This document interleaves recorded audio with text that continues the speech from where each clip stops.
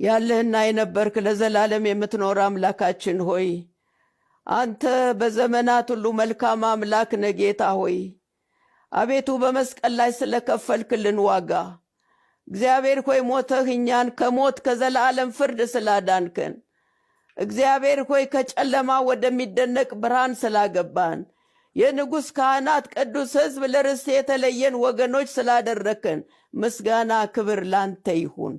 እንግዲህ ጌታ ሆይ በዚች ምድር ደግሞ ስንመላለስ አንተ መጥተህ እስከምትወስደን ወይንም እኛ ወደ አንተ እስከምንመጣ ድረስ እግዚአብሔር ሆይ ለዓለም ጨውና ደግሞ ብርሃን ሆነን እንድንገለጥ እግዚአብሔር ሆይ የጨለማን ሥራ ሁሉ አውጥተን እንድንጥል እንደ ብርሃን ልጆች እንድንመላለስ እግዚአብሔር ሆይ ሰዎች እኛን ሲያዩ በእኛ ውስጥ አንተ እንድትታይ በእኛ ሕይወት አንተ እንድትከብር እግዚአብሔር አምላክ ሆይ እንድትረዳን በጌታ በኢየሱስ ስም እንጸልያለን።